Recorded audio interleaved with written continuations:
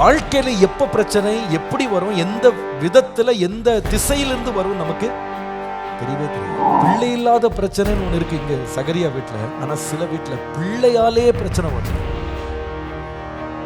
அந்த வேதனையை சொல்லி மழாது. தூரத்துல பிரச்சனைகளை பார்த்த உடனே நீ வேற நான் வேற, நீ கிளம்பு, நீங்க இருக்காதன்னு சொல்றது குடும்பம் அல்ல. இன்னைக்கு நான் சில பேருடைய திருமண காரியங்கள்லாம் கல்யாணத்துக்கு முன்னால பேச்சுவார்த்தைலாம் நடக்கும்போது அவங்க சொல்லுவாங்க, பாஸ்டர் பையன் என்ன பாஸ்டர் படிச்சிருக்காரு, இவ்வளோ படிச்சிருக்காரு, பொண்ணு எவ்வளோ படிச்சிருக்கா, இவ்வளோ படிச்சிருக்கா, பையன் என்ன செய்கிறாரு, அவர் இந்த எம்என்சியில் ஒரு மாதம் 1 லட்ச ரூபா சம்பளம் வாங்குறாரு, பொண்ணு என்ன பண்ணுறா, அவள் இன்னொரு எம்என்சியில் 1 லட்ச ரூபா சம்பளம் வாங்குறா. அப்போ பார்த்துடலாம் பாஸ்டர். அப்போ அவங்க என்ன பார்த்தாங்க? படிப்பை பார்த்தாங்க, வேலையை பார்த்தாங்க, வருமானத்தை பார்த்தாங்க, குடும்பம் நடத்திடலான்னு ஆரம்பித்தாங்க. ஆனால் குடும்பம் ஆரம்பித்து ஒரு 2 மாதம்தான் பையன் போன கம்பெனியை மூடிட்டாங்க. வந்துட்டு இருந்த 1 லட்சம் நின்று போச்சு. இன்னொரு 6 மாதத்தில் அந்த மனைவி போய் கொண்டிருந்த கம்பெனியில் லே ஆஃப் கொடுத்துட்டாங்க. அவளுக்கு வருமானம் இல்லை. இந்த 2 லட்சத்தை நம்பி இவங்க 2 பேரும் ஒரு ஃப்ளாட்டை புக் பண்ணிட்டாங்க. மாதம் 25,000 ரூபா கட்டணும். என்ன செய்யறதுனே தெரியல. இதான் குடும்பம். நம்ம கட்டும்போது ஒருத்தருக்கு 1 லட்ச ரூபா சம்பளம் இருக்கு அப்படின்றதுக்காக இனிமே வாழ்நாள்லாம் 1 லட்சம் வந்துட்டு இருக்க போகுது அப்படின்னு எந்த நிச்சயமே கிடையாது. ஒருவரை திருமணம் செய்யும் போது நல்ல ஆரோக்கியமா இருக்கிறாங்க அப்படின்றதுக்காக அவங்க இனிமே வாழ்நாளெல்லாம் ஆரோக்கியமா இருக்க போறாங்க அப்படின்றதுக்கு எந்த நிச்சயமும் கிடையாது, இல்லையா? வாழ்க்கையில எப்ப பிரச்சனை எப்படி வரும், எந்த விதத்துல எந்த திசையிலிருந்து வரும் நமக்கு தெரியவே தெரியாது. எதுல எப்படிப்பட்ட மாற்றங்கள் உண்டாகும்னு தெரியவே தெரியாது. கல்யாணத்துக்கு முன்னால சொல்லியிருப்பாங்க, நம்ம எல்லாம் தனி கொடுத்தனம் வச்சுக்கலாம் அப்படின்னு. எல்லாம் 2 பேரும் ஒத்துருப்பாங்க. ஆனால் நல்லா போயிட்டு இருக்கோம். திடீர்னு பார்த்தா இந்த கணவனுடைய குடும்பத்தில் அவங்க அம்மாவை தவிர எல்லாருமே இறந்துருப்பாங்க. வேற வழியே இல்லாமல் அந்த அம்மாவை ஆதரிக்கணும்னு சொல்லி அவங்க வீட்டுக்குள்ளே கொண்டு வருவாங்க. இப்போ மனைவி பார்க்குறா, என்ன இது, ஆரம்பிக்கும் போது நம்ம ஒரு மாதிரி பேசி ஆரம்பித்தோம், இந்த அம்மா வேறு உள்ளே உட்காந்துருக்கு, வீடே ஒரு மாதிரி இருக்கேன், எனக்கு ஒரு மாதிரி வேலை செய்யறக்கே எனக்கு பிடிக்கல, இவங்க முகத்தையே திரும்ப திரும்ப பார்க்க வேண்டியிருக்கு, இவங்களை எப்படி திருப்திப்படுத்தணும் தெரியல, இந்த அம்மா சும்மா இருக்க மாட்டேங்குது, இதே ஒன்று பேசிட்டு கிடக்கு, என்ன பண்ணுறது? இதுதான் குடும்பம். You never know what will happen when. இதுக்கப்புறமா பாருங்க, பிள்ளை இல்லாத பிரச்சனைன்னு ஒன்று இருக்கு இங்க சகரியா வீட்டில். ஆனால் சில வீட்டில் பிள்ளையாலே பிரச்சனை வரும். அந்த வேதனையை சொல்லி மழாது.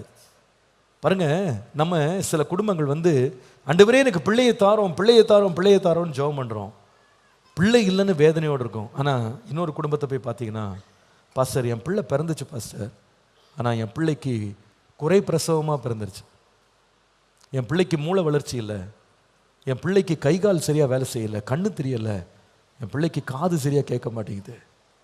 உடனே கணவன் சொல்ல முடியாது, இந்த மாதிரி ஒரு பிள்ளையை பெற்றுட்ட, இனி நான் உன்னோட வாழ முடியாது, நீயே அவளை பார்த்துக்கோ, நீனே அவனை பார்த்துக்கோன்னு சொல்லி எழுப்பி போயிட முடியாது. வாழ்நாள் முழுவதும் அந்த பிள்ளை என்ன தான் பண்ணணும்? சுமந்து பராமரிக்கணும். 2 பேர் சேர்ந்து அதை செய்யணும், இல்லையா? சில வேளையில் சரீரத்தில் அங்கவீனம் வந்துடுறது மாத்திரம் இல்லை, சில பிள்ளைகள் நல்லா தான் வளருவாங்க, நல்லா தான் படிப்பாங்க, ஒரு வயது வந்த பிறகு அவங்களுடைய நடவடிக்கைகள் எல்லாம் முற்றிலும் மாறிடும். ரொம்ப முரடர்களாக மாறுவாங்க, அப்பா அம்மாவுக்கு விரோதமாக பயங்கரமாக பேசுவாங்க. அப்போ ஒரு மனைவி சொல்ல முடியாது, நீங்கள் உங்களை மாதிரியே இருக்கான், அதனால நான் எங்கள் அம்மா வீட்டுக்கு போகிறேன், இவனோட வாழ முடியாது, இவனை வச்சுக்கிட்டு நான் இருக்க முடியாது, அந்த மாதிரி கிளம்ப முடியாது. அந்த பிள்ளையை வச்சுக்கிட்டு கணவனும் மனைவியை ஒன்றா சேர்ந்து தான் அந்த போராட்டத்தை என்ன பண்ணணும்? சந்திக்கணும். இதுதான் குடும்பம். Marriage is not a place where you quit when you see problems in the horizon. அந்த எல்லைகளிலே தூரத்தில் பிரச்சனைகளை பார்த்த உடனே நீ வேற நான் வேற, நீ கிளம்பு, நீங்க இருக்காதன்னு சொல்றது குடும்பம் அல்ல. That's not a family. குடும்பம் என்பது என்ன வந்தாலும் சரி, நம்ம எல்லாவற்றிலையும் சேர்ந்து சகித்து ஒன்றாய் பயணிப்போம். This relationship is a consistent relationship. அதனால தான் நம்ம கிறிஸ்தவ கல்யாணங்களில் நாம் வாக்குறுதி வாங்கும் போதே சொல்கிறோம். என்ன வாக்குறுதி கேட்குறோன்னா, வாழ்விலும் தாழ்விலும், சுகத்திலும் சுகவீனத்திலும், இன்பத்திலும் துன்பத்திலும், தேவன் நம்மை வைக்கும் எல்லா நிலையிலும் நான் உன்னை நேசிப்பேன், நான் உன்னை பராமரிப்பேன், நான் உனக்கு ஆதரவாக இருப்பேன், உனக்கு உண்மையாக இருப்பேன். அப்படின்னா நம்ம நினச்சி சொல்கிறோமோ நினைக்காம சொல்கிறோமோ தெரியல, ஆனால் உண்மை அதுதான். இன்பமும் வரும், துன்பமும் வரும், லாபமும் வரும், நஷ்டமும் வரும், உயர்வும் வரும், தாழ்வும் வரும், வியாதியும் வரும், சுகமும் வரும். இது எல்லாம் கலந்த ஒரு பெட்டகம்தான் திருமணம்.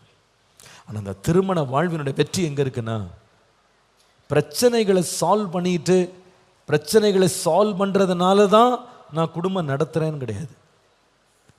ப்ராப்ளம்ஸ் வந்துட்டு தான் இருக்கும். ஒன்று ப்ராப்ளம் சால்வ் ஆகும், இன்னொரு ப்ராப்ளம் அப்படி இன்னொரு பக்கம் முளைக்கும். இந்த வாழை மரத்தை வெட்டுற மாதிரி தான். வாழை மரத்தை வெட்டி போட்டேன்னு நினச்சி உட்காந்து ஒரு வாரம் கழித்து பார்த்தீங்கன்னா அதுலேருந்து 10 கன்று வந்து நிற்கும் இல்லையா? ஒரு மரத்தை வேரோடு தட்டிட்டேன் அப்படின்னு சொல்லி வெட்டின பிறகு உள்ளேருந்து அப்படியே துளிர் விடும். இதை போல தான் வாழ்க்கையில் ப்ராப்ளம்ஸ். ஒவ்வொரு வருஷத்துக்கும், ஒவ்வொரு காலத்துக்கும், ஒவ்வொரு அனுபவம் வரும்போதும் ஒவ்வொரு புது புது புது புது பிரச்சனைகளை குடும்பமாக நம்ம சந்திக்க வேண்டியது தவிர்க்க முடியாது.